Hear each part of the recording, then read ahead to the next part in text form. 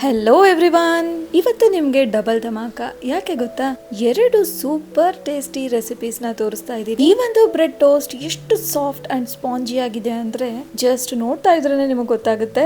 And ಈ ಒಂದು simple bread pakoda snacks ಸಹ ಅಷ್ಟೇ ಟೇಸ್ಟಿ ಆಗಿರುತ್ತೆ. ಅದ್ರಲ್ಲೂ ಈ ಮಳೆಗಾಲಕ್ಕೆ ಮಾತ್ರ perfect snacks recipe. So welcome to Desi. Eat Desi, love Desi. ಹೇಗಿದ್ದೀರಾ ಎಲ್ಲರೂ? Okay, let's begin.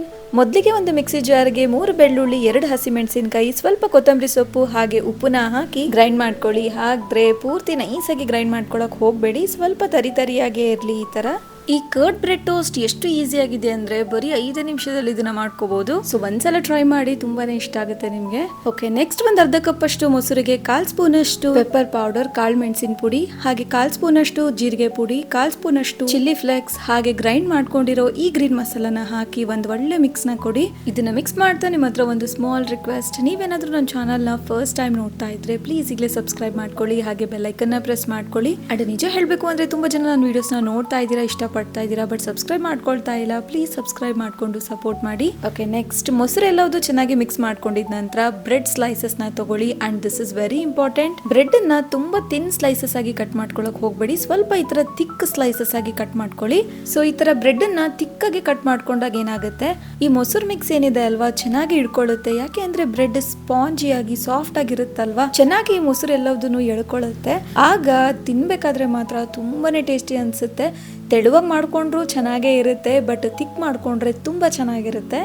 Okay, 2 bread ಅನ್ನ ಚೆನ್ನಾಗಿ ಮೊಸರು ಮಿಕ್ಸ್ ಅಲ್ಲಿ ಅದ್ದಿ ಇಟ್ಕೊಂಡಿದೀನಿ. ನೆಕ್ಸ್ಟ್ ಒಂದು ತವಾ ಅಥವಾ ಪ್ಯಾನ್ಗೆ 2 ಸ್ಪೂನ್ ಅಷ್ಟು ಎಣ್ಣೆನ ಹಾಕಿ, ಇದಕ್ಕೆ ಎಣ್ಣೆ ಅಷ್ಟೊಂದು ಬೇಕಾಗಲ್ಲ, ಸೊ ನೋಡ್ಕೊಂಡು ಹಾಕೊಳ್ಳಿ.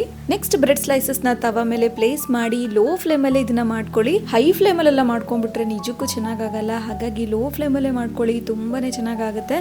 ಸೊ 1 ನಿಮಿಷ ಆಗ್ತಿದ್ದ ಹಾಗೆ ಫ್ಲಿಪ್ ಮಾಡ್ಕೊಳ್ಳಿ. ಅಂಡ್ 2 ಸೈಡ್ ಚೆನ್ನಾಗಿ ರೋಸ್ಟ್ ಮಾಡ್ಕೊಳ್ಳಿ. 2 ರಿಂದ 3 ನಿಮಿಷ ಬೇಕಾಗುತ್ತೆ ಅಷ್ಟೇ ಇದನ್ನ ಮಾಡ್ಕೊಳ್ಳೋಕೆ. ಸೊ ಲೋ ಫ್ಲೇಮ್ ಅಲ್ಲೇ ಮಾಡ್ಕೊಳ್ಳಿ, ತುಂಬಾ ಚೆನ್ನಾಗಾಗುತ್ತೆ. ಫೈನಲಿ ಫ್ರೆಶ್ ಕೊತ್ತಂಬರಿ ಸೊಪ್ಪಿಂದ ಈ ತರ ಗಾರ್ನಿಶ್ ಮಾಡ್ಕೊಂಡು ಸರ್ವ್ ಮಾಡಿ. ಅಂಡ್ ಬಿಸಿ ಬಿಸಿ ಇದ್ದಾಗಲೇ ಸರ್ವ್ ಮಾಡಿ, ತುಂಬಾ ಅಂದ್ರೆ ತುಂಬಾನೇ ಚೆನ್ನಾಗಿರುತ್ತೆ. ಅಂಡ್ ಲಾಸ್ಟ್ ವೀಕ್ ನನ್ನ ಫ್ರೆಂಡ್ಸ್ ಮನೆಗೆ ಬಂದಾಗ ಈ ಒಂದು ಕರ್ಡ್ ಬ್ರೆಡ್ ಟೋಸ್ಟೇ ಮಾಡಿದ್ದೆ. ಎಲ್ಲರಿಗೂ ತುಂಬಾ ಅಂದ್ರೆ ತುಂಬಾನೇ ಇಷ್ಟ ಆಯ್ತು.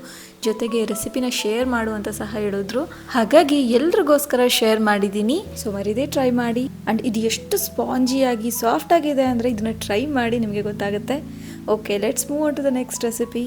ನೆಕ್ಸ್ಟ್ ಈಗ ಸಿಂಪಲ್ ಬ್ರೆಡ್ ಟೋಸ್ಟ್ ಪಕೋಡನ ಮಾಡೋಣ, ಆದರೆ ಡೀಪ್ ಫ್ರೈ ಅಲ್ಲ. ಓಕೆ, ಸೊ ಚಿಕ್ಕದಾಗಿ ಚಾಪ್ ಮಾಡ್ಕೊಂಡಿರೋ ಒಂದು ಸಣ್ಣ ಈರುಳ್ಳಿ, ಸಣ್ಣ ಟೊಮ್ಯಾಟೊ, ಒಂದು ಅರ್ಧ ಸ್ಪೂನ್ ಅಷ್ಟು ಖಾರದ ಪುಡಿ, ಚಿಟಿಗೆ ಅರಿಶಿನ, ಕಡಲೆ ಹಿಟ್ಟನ್ನ 3 ರಿಂದ 4 ಸ್ಪೂನ್ ಅಷ್ಟು ಹಾಕೊಳ್ಳಿ. ಆನಂತರ 1/4 ಸ್ಪೂನ್ ಅಷ್ಟು ಉಪ್ಪುನ ಹಾಕಿ, 1/4 ಸ್ಪೂನ್ ಅಷ್ಟು ಗರಂ ಮಸಾಲ, 1/4 ಸ್ಪೂನ್ ಅಷ್ಟು ಜೀರಿಗೆ ಪುಡಿ, ಹಾಗೆ ಚಿಕ್ಕದಾಗಿ ಚಾಪ್ ಮಾಡ್ಕೊಂಡಿರೋ ಫ್ರೆಶ್ ಕೊತ್ತಂಬರಿ ಸೊಪ್ಪುನ ಹಾಕಿ ಹಿಡಿಸಷ್ಟು ನೀರನ್ನ ಹಾಕ್ತಾ ಮಿಕ್ಸ್ ಮಾಡ್ತಾ ಹೋಗಿ. ಸೊ ಸ್ವಲ್ಪ ನೀರನ್ನ ಹೆಚ್ಚಿಗೆ ಹಾಕ್ಬಿಟ್ಟಿದ್ದೆ ನಾನು, ಹಾಗಾಗಿ ಇನ್ನು ಸ್ವಲ್ಪ ಕಡಲೆ ಹಿಟ್ಟನ್ನ ಹಾಕಿ ನಾನು ಅಡ್ಜಸ್ಟ್ ಮಾಡ್ಕೊಂಡಿದ್ದೀನಿ.